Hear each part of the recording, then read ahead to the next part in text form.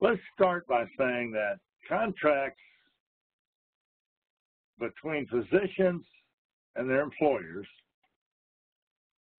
are for the purpose of formalizing either new or pre-existing relationships. And this is true regardless of whether the employer is a hospital or is a physician's practice. The needs and the goals of the parties to the agreement must shape the negotiations and must dictate the agreement's terms.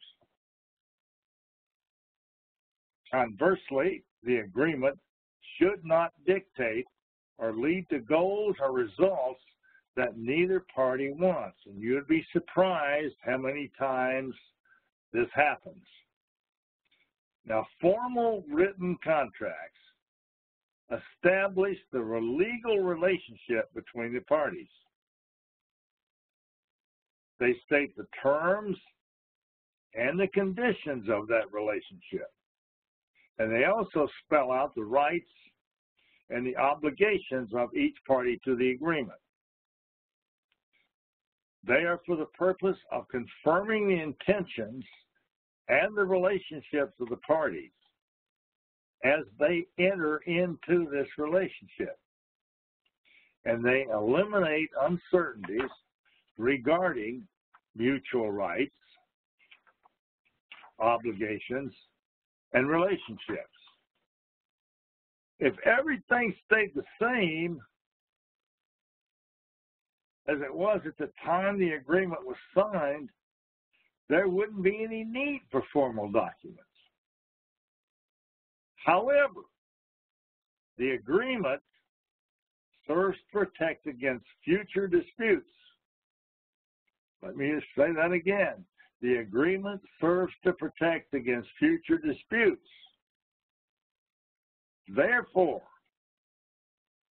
the language that's used in the agreement should be as precise as possible, because ambiguous terms and agreements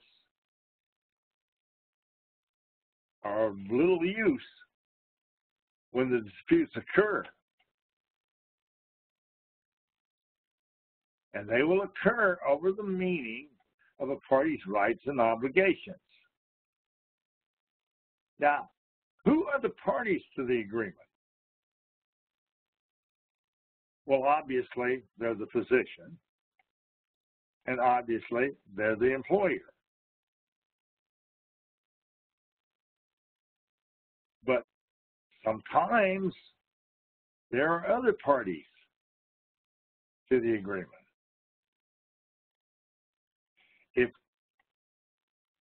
there are other parties to the agreement, they must sign the agreement to be obligated. And the parties, the basic parties, the physician and the employer, have to sign the agreement. If one of the parties is a legal entity, such as a corporation, a limited liability company, or a partnership, then the person signing that contract must sign it in a representative capacity.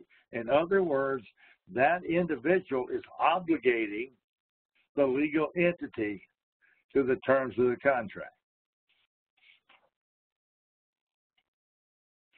Before we get too far into this, I want to talk about the corporate practice of medicine, because this concept has significant meaning and significant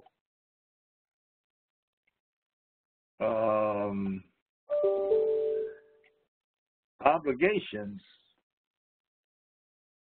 if there is a corporate practice of medicine problem. Now, obviously, one of the issues that should be considered by both the parties, both the employer and the physician, in negotiating an employment agreement, is whether there is a corporate practice of medicine problem.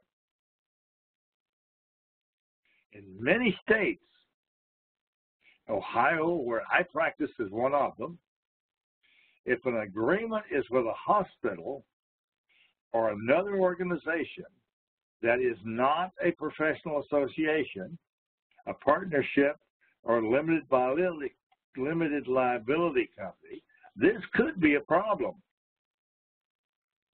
Historically, many states prohibit the corporate practice of medicine. This is a concept that was established in the 19th century. And the purpose of the doctrine was to end corporate involvement in the practice of medicine. This had become